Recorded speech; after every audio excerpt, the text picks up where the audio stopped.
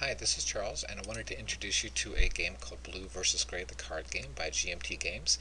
I believe this is the third reprint of the game. There is a boxed edition and a bag edition, but when you buy it, make sure to buy the one with the map. I wanted to show you this to you real quick.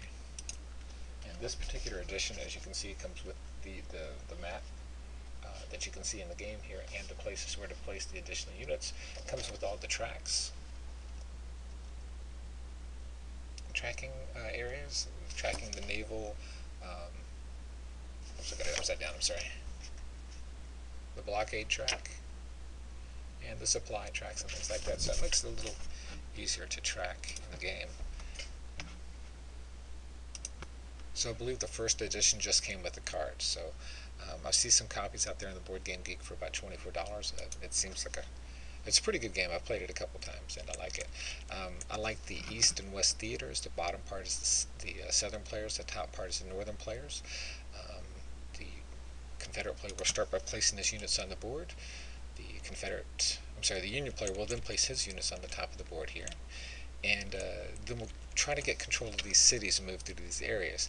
The Union player is trying to do a naval blockade, which will move this chart here. Supply helps you in the game. You can do so like rallying for troops and things like that that get damaged in combat. And when you go up against each other in a particular town, as you can see these towns here, you go for a town here and you have to do combat.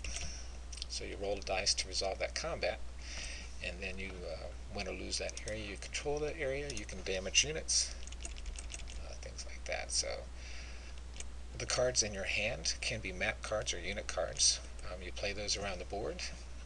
So you can assign troops to generals. You can see this guy here has a command radius, and he can be assigned those other troops that are here, and you can see their point values here. So the 2XX on the top left shows what his command radius is, and the units are underneath him or have a lot of historic information on them.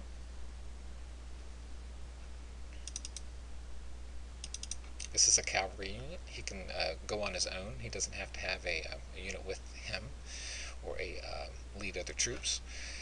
On the other side here, we've got our Union symbol on the Union blockade symbol on the top left there.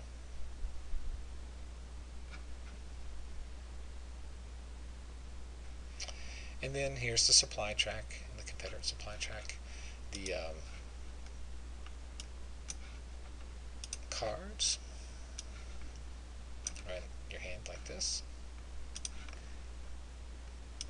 And there's quite a few great resources online. The first I want to show you is the Blue. If you go to GMT Games website and look at the bottom, you'll see there's resources for how to set up, how to play in a sample game, which are really good. And they've got pictures with very detailed information about each turn of the game that they played and set up.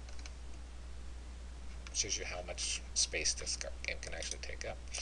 There is a sample game showing how the units are laid out and deployed, the cadre and how it works, the supply tracks, the supply markers,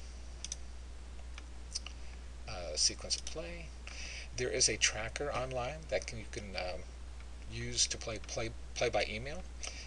All you do is click on the C's, or if you have the F card and you lay the F card on the board for the Confederate player is the right side, and you can see how the board changes here. And this information here, if you copy and paste that into an email, they can paste that into that web page and load that map to see exactly what you're seeing.